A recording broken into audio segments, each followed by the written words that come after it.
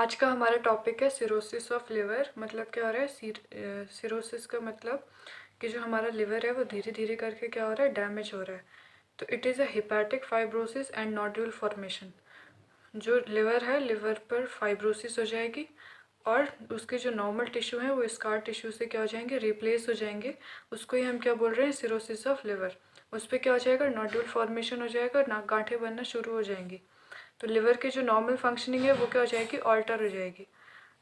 वही लिखा हुआ है, normal liver tissue is replaced by scar tissue. Scar tissue से क्या हो जाएंगे, रिप्लेस हो जाएंगे फाइब्रस टिश्यू, वहाँ पे स्कार फॉर्मेशन हो जाएगा और वो हेल्दी लिवर टिश्यू को क्या कर देंगे, डैमेज कर देंगे। जिससे क्या होगा, जो ब्लड फ्लो है लिवर को, वो ब्लड फ्लो नहीं मिल पाएगा, ब्लड फ्लो नहीं मिल पाएगा यानी कि ऑक्सीजन नहीं मिल पाएगी और उसका जो फंक्शन है वो क्या हो जाएगा, ऑल्टर होना शुरू हो जाएगा। Thus the liver is unable to function properly resulting liver failure। Liver के जो भी फंक्शन होते हैं वो फंक्शन वो नहीं कर पाएगा। सबसे पहले लिवर के क्या फंक्शन होते हैं, क्या नॉर्मल फंक्शन वो करता है वो देख लेते हैं। तो सबसे पहले इसमें लिख रहे हैं बाइल सिंथेसिस। हमने पढ़ा था, इससे पहले हमने कोलिलिथियसिस वाला टॉपिक पढ़ा था। तो हमने कहा था कि जो बाइल जो का जो फॉर्मेशन होता है वो लिवर से होता है और स्टोरेज उसका काम होगा गॉल ब्लैडर में होता है। तो बाइल सिंथेसिस का काम करेगा हमारा लिवर करता है। कार्बोहाइड्रेट मेटाबॉलिज्म, हमने ये भी पढ़ा है कि जो हमारी बॉडी में जो ग्लाइकोजन स्टोर होता है वो लिवर में होता है। और जब कभी भी हमें एनर्जी चाहिए होती है वो हमें किससे मिलेगी, कार्बोहाइड्रेट मेटाबॉलिज्म यानी कि ग्लूकोनियोजेनेसिस, ग्लाइकोजिनोलाइसिस, इन सब की वजह से हमें एनर्जी मिलेगी। तो ये सारा प्रोसेस जो होगा लिवर सिरोसिस में बेकार होने लग जाएगा। स्टोरेज ऑफ फैट का काम कौन करता है, हमारा लिवर क्या करता है, फैट को स्टोर करके रखता है। यूरिया फॉर्मेशन मीन्स जो भी हमारे बॉडी में जो अमोनिया होता है जो टॉक्सिक होता है उसको किस में कन्वर्ट करता है, लेस टॉक्सिक सब्सटेंस यानी कि यूरिया में कन्वर्ट करता है। तो वो काम भी किस में होगा, लिवर में होगा। और प्योरिफिकेशन ऑफ ब्लड में जो भी टॉक्सिन्स प्रेजेंट होते हैं उनको कौन क्या करता है, बॉडी से बाहर निकालने का काम कौन करता है, हमारा लिवर करता है। सिंथेसिस ऑफ प्लाज्मा प्रोटीन, जितने भी प्लाज्मा प्रोटीन है उसका काम, उनको बनाने का काम भी कौन कर रहा है, हमारा लिवर कर रहा है। हिपैरिन क्या है, एक नेचुरल एंटीकोगुलेंट है, उसको बनाने का काम भी कौन कर रहा है, हमारा लिवर कर रहा है। सिंथेसिस ऑफ विटामिन ए मतलब हमने देखा होगा जो गाजर में होता है उसमें भी विटामिन ए होते हैं। तो उसकी सिंथेसिस करने का काम कौन कर रहा है, हमारा लिवर कर रहा है। स्टोरेज ऑफ मिनरल, डिटॉक्सिफिकेशन जो हमने पहले कहा, हीमोपोएसिस मीन आरबीसी का फॉर्मेशन का जो काम हो रहा है वो कौन कर रहा है, लिवर कर रहा है। तो यही प्रोसेस क्या हो जाएगा, लिवर सिरोसिस में क्या हो जाएगा, ऑल्टर हो जाएगा। ड्रग मेटाबॉलिज्म, जितने भी ड्रग हम खाते हैं उनमें से जो कुछ ड्रग्स का जो मेटाबॉलिज्म का जो प्रोसेस होता है वो हमारे लिवर में होता है।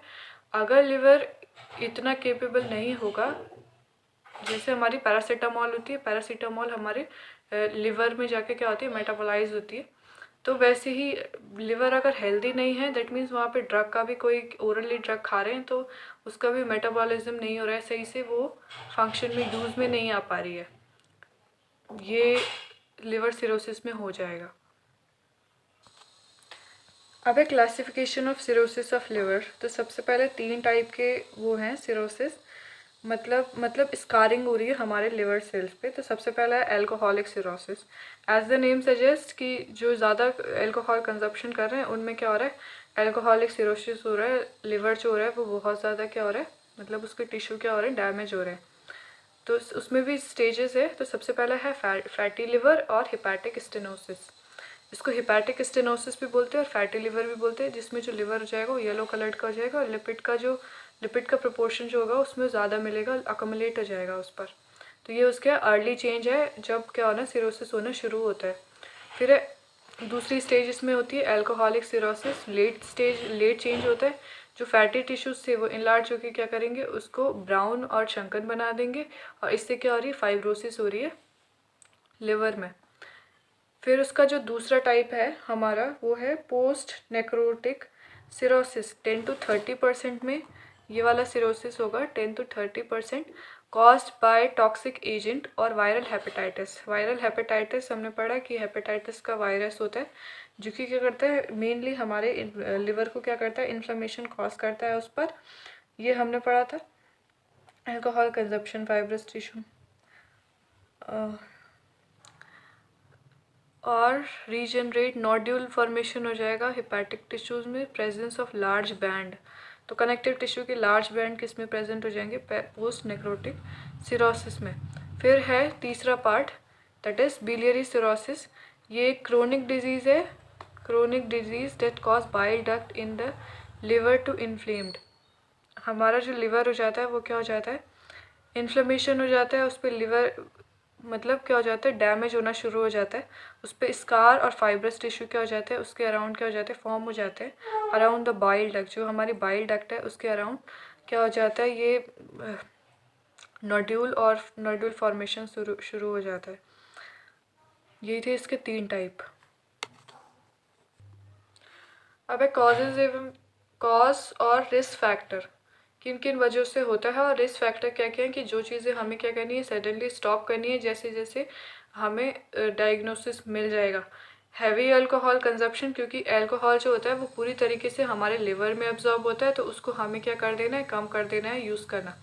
क्रोनिक हेपेटाइटिस सी, अगर किसी को हेपेटाइटिस है तो उसका जो उसकी वजह से भी क्या होता है? लिवर सिरोसिस होना शुरू हो जाता है। ओबेसिटी अगर है तो फैटी टिश्यू वहाँ पे क्या हो सकते हैं? अकमलेट हो सकते हैं। उसको ही हमने क्या कहा था कि वो बाद में ब्राउन कलर में क्या हो रहा है? चेंज हो रहा है। Chronic CHF, congestive heart failure है, उस समय भी हमें क्या हो रहा है? लिवर सिरोसिस हो रही है। उसके बाद है पैथोफिजियोलॉजी, कि क्या है इसका pathophysiology.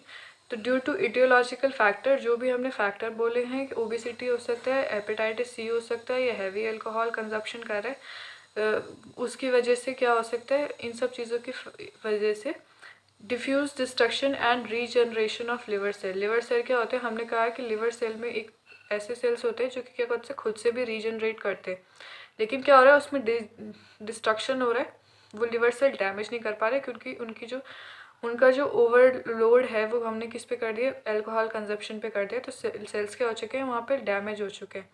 Formation of fibrous tissue, वहाँ पे जो नॉर्मल सेल्स हैं वो किस में चेंज हो रहे हैं? स्कार टिश्यू से चेंज हो रहे हैं, वहाँ पे फाइब्रस टिश्यू अकोमुलेट हो रहे हैं, वहाँ पे वो फॉर्म्ड हो रहे हैं। डिस्ट्रॉयड लिवर सेल डिस्ट्रॉय हो गए जिसकी वजह से, and replace by scar tissue की वजह से चेंज हो गए, रिप्लेस हो गए, और सिरोसिस ऑफ लिवर। यही थी इसकी पैथोफिजियोलॉजी। अब है क्लिनिकल मैनिफेस्टेशन में साइन एंड सिम्टम क्या है? Many people with cirrhosis show no symptom, कुछ लोगों को कोई भी सिम्टम शो नहीं होता, उनको पता भी नहीं चलता है कि उनका जो लिवर है वो क्या हो रहा है? उनमें सिरोसिस हो रही है। तो इसमें क्या है? अर्ली स्टेजेस है कि किस तरीके से अर्ली स्टेजेस में कैसे पता चल सकता है कि पर्सन को क्या है? लिवर सिरोसिस हो रहा है। तो लिवर क्या करते हैं? हमारे डाइजेशन में काम करने का हेल्प करते हैं, यानी कि पेशेंट को क्या हो जाएगा? इनडाइजेशन हो जाएगा, क्योंकि बाइल जो होता है वो फैट का क्या करता है? बाइल सिंथेसिस होता है। अगर बाइल सिंथेसिस नहीं होगा दैट मीन्स वहाँ पे फैट का इमल्सिफिकेशन नहीं हो रहा है। इमल्सिफिकेशन नहीं हो रहा है मतलब जब भी कोई खाना खा रहे हैं तो उसकी वजह से वो इनडाइजेशन हो रहा है, तो nausea, vomiting, loss of appetite होना शुरू हो जाएगा, एब्डोमिनल पेन होना शुरू हो जाएगा, लैक ऑफ एनर्जी, क्योंकि हमने क्या कहा? कार्बोहाइड्रेट मेटाबॉलिज्म क्या हो रहा है? ऑल्टर हो रहा है। हमने कहा था कि जो ग्लाइकोजन है वो ग्लूकोज में कन्वर्ट होता है, जैसे हमें क्या चाहिए होती है? एनर्जी चाहिए होती है, तो वो भी क्या हो जाएगा? वहाँ पे होना शुरू हो जाएगा, एनर्जी नहीं मिलेगी। सडन वेट लॉस होगा, क्योंकि खाना खाने का मन वैसे भी नहीं कर रहा है, क्योंकि इनडाइजेशन हो रहा है, तो पेशेंट क्या करते हैं? अवॉइड करते हैं कि वो खाना ना खाए ताकि उनको प्रॉब्लम ना हो। एनीमिया कॉज हो रहा है, क्योंकि हमने बोला था लिवर में क्या हो रहा है? हीमोपोएसिस हो रहा है। लिवर क्या करता है? RBC फॉर्मेशन का काम करता है, लेकिन वो क्या नहीं कर पा रहा है? नहीं फॉर्म कर पा रहा है, तो उससे क्या हो रहा है? एनीमिया कॉज हो रहा है। लेट स्टेज में बोल रहे हैं कि जब बहुत ज़्यादा धीरे धीरे मतलब क्रोनिकली मतलब बहुत समय के लिए क्या हो गया? लिवर पे ओवरलोड ज़्यादा है, लिवर फंक्शन नहीं कर रहा प्रॉपरली, तो क्या होगा? फ्रीक्वेंट अटैक ऑफ इंडाइजेशन मतलब पेशेंट को ज़्यादातर क्या रहेगा? इंडाइजेशन रहेगा। हिपैटिक इंसेफेलोपैथी का मतलब होता है कि हमने क्या कहा था कि जो लिवर है वो क्या कर रहा है? डिटॉक्सिफिकेशन का काम कर रहा है। जो भी ब्लड में से टॉक्सिन होंगे उनको क्या करेगा? हमारे बॉडी से बाहर निकालेगा। लेकिन इस केस में लिवर सिरोसिस हो चुकी है, तो लिवर क्या कर रहा है? टॉक्सिन को बाहर नहीं निकाल पा रहे, जो कि क्या हो रहा है? हमारे ब्लड में क्या हो रहा है? टॉक्सिन की जो क्वांटिटी है वो इंक्रीज़ हो गई है। इससे क्या हो रहा है, ब्रेन क्या कर रहा है, एबनॉर्मल फंक्शनिंग कर रहा है, तो उसी को हम बोलते हैं हिपैटिक इंसेफेलोपैथी। जॉन्डिस हो रहा है, जॉन्डिस मतलब क्या होता है, आरबीसी का डिस्ट्रक्शन जो होता है, बिलिरुबिन और बिलिवर्डिन जो हो रहे हैं वो ज़्यादा फॉर्मेशन हो रहा है लिवर सिरोसिस की वजह से। एब्डोमिनल स्वेलिंग या टेंडरनेस वहाँ पे हो सकती है लिवर की वजह से। लिवर मतलब हिपैटोमेगेली वहाँ पे फॉर्मेशन हो सकता है। हिपैटोमेगेली मीन्स जहाँ पे भी मेगेली वर्ड होता है, दैट मीन्स वहाँ पे क्या हो रहा है, इनलार्जमेंट हो रहा है। अब डायग्नोस्टिक इवैल्यूएशन में सबसे पहला आता है हिस्ट्री कलेक्शन। हिस्ट्री कलेक्शन, जो भी पेशेंट ने आपको बताया कि उसके अब एब्डोमेन में पेन है और वो इंडाइजेशन हो रहा है, उसे नोजिया एंड वॉमिटिंग है। और फिजिकल एग्जामिनेशन में अगर उससे क्या अनीमिया देख सकते हैं, जॉन्डिस देख सकते हैं अगर लेट स्टेज में है। फिर देख सकते हैं इसके जो है सीटी स्कैन, एब्डोमिनल रीजन का सीटी स्कैन करा सकते हैं, अल्ट्रासाउंड करा सकते हैं, एमआरआई करा सकते हैं, लिवर की बायोप्सी करा सकते हैं, लिवर का कोई एक पार्ट लेके उसके क्या करा देंगे, उसकी स्टडी कर सकते हैं, तो वो हो जाएगा। अब इस पे बात करते हैं मैनेजमेंट की। तो मैनेजमेंट में क्या है कि लिवर अगर हमारा पूरा का पूरा सिरोसिस हो चुकी है तो वहाँ पे हमारे पास एक लास्ट ऑप्शन बचता है कि हम क्या कराते हैं, लिवर को ट्रांसप्लांट कराते, क्योंकि अगर वो उसकी बहुत ही ज़्यादा लेट सीवियर कंडीशन वहाँ पे फॉर्म हो चुकी है। मतलब जो ट्रीटमेंट होता है कि कितना लिवर डैमेज हुआ है उसके बेसिस पे हम क्या करते हैं, ट्रीटमेंट प्रोवाइड करते हैं। सबसे पहले तो हमें क्या करना पड़ेगा, जो भी रिस्क फैक्टर हमें दिख रहे हैं, मान लेते हैं कि अगर पेशेंट बहुत ज़्यादा एल्कोहल कंजप्शन करता है तो हमें वो अल्टीमेट डायरेक्टली हम उसे वो बोलना पड़ेगा कि उसे जल्दी से जल्दी उसे सिजेशन करना है और इन सब चीज़ों को अवॉइड करना पड़ेगा। हेल्दी डाइट उसे लेनी है, लो फैट डाइट लेनी है, क्योंकि हमारा जो फैट जो हो रहा है वो इमल्सिफाई नहीं हो रहा है due to low bile synthesis.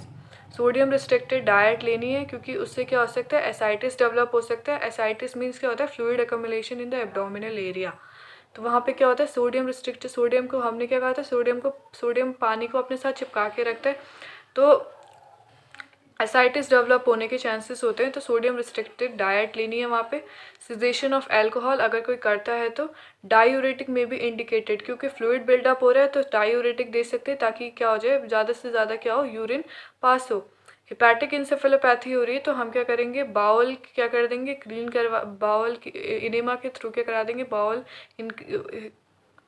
Elimination करवाएंगे, ताकि जो थोड़ी मात्रा में जो टॉक्सिन है वो प्रेजेंट हो रखे हैं उन टॉक्सिन को निकाला जा सके। हीमोडायलिसिस वाला प्रोसेस मतलब कि जो भी टॉक्सिन सब्सटेंस है उनको क्या करा देंगे, एक प्रोसीजर के थ्रू निकलवा देंगे। लिवर सिरोसिस में हमने एक चीज़ और बोल रहे हैं कि जब कभी भी पेशेंट को ऐसा हो कि टॉक्सिन नहीं निकल रहे हैं तो वो क्या हो सकते हैं, ब्रेन में क्या हो सकते हैं, ब्रेन में जो टॉक्सिन है उनकी मात्रा क्या हो जाती है, ज़्यादा हो जाती है, जिसकी वजह से पेशेंट को ड्राउजीनेस हो सकता है, कन्फ्यूजन हो सकती है और कोमा हो सकता है। 8th पॉइंट इसमें लिख रहे हैं कि vasopressin and beta blocker for portal hypertension. Portal hypertension का मतलब होता है कि जो पोर्टल वेन है उसमें क्या हो रहा है, बहुत ज़्यादा प्रेशर लग रहा है, ब्लड का फ्लो बहुत ज़्यादा हो रहा है, तो वहाँ पे क्या हो रहा है, हाइपरटेंशन डेवलप हो रहा है हमारी पोर्टल वेन में। तो उसके लिए हम क्या दे सकते हैं, बीटा ब्लॉकर और वेसोप्रेसिन दे सकते हैं, ताकि क्या हो, जो उनका जो फंक्शनिंग में जो ओवरलोड जो पड़ रहा है, इतनी फंक्शनिंग उनको करनी पड़ रही है, वो क्या हो जाए, थोड़ी बहुत कम हो जाए। और उसका जो अगर लिवर सिरोसिस बहुत सीवियरिटी तक पहुंच चुका है तो उसका जो हमारा अल्टीमेट ऑप्शन है वो क्या है, लिवर ट्रांसप्लांट। अब इसमें है नर्सिंग डायग्नोसिस। नर्सिंग डायग्नोसिस 5 ही यहाँ पे बने गए हैं। नर्सिंग डायग्नोसिस में हमने सबसे पहले साइन एंड सिम्टम देखा था कि पेशेंट को क्या हो रहा है, पेन हो रहा है। तो acute pain related to liver enlargement, यानी कि लिवर वहाँ पे क्या हो रहा है, इनलार्जमेंट हो गया। Secondary to ascites.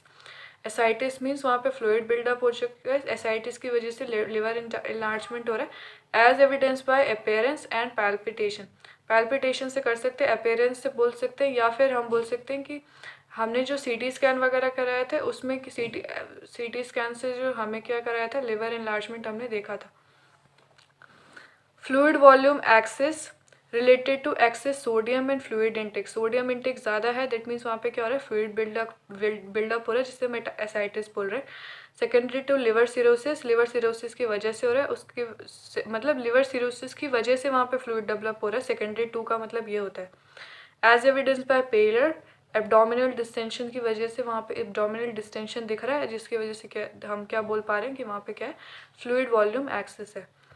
अब confusion related to toxin accumulation in liver as evidenced by blood reports and patient is not oriented और drowsiness बोल सकते हैं, ड्राउजीनेस बोल सकते हैं यहाँ पे, नॉट ओरिएंटेड की वजह से की जगह पे बोल सकते हैं ड्राउजीनेस एंड कन्फ्यूजन। और कोमा में जा सकता है, कोमा में भी पेशेंट जा सकता है क्योंकि वहाँ पे क्या हो रहा है, ब्लड से टॉक्सिन जो हो रहे हैं वो रिलीज नहीं हो पा रहे।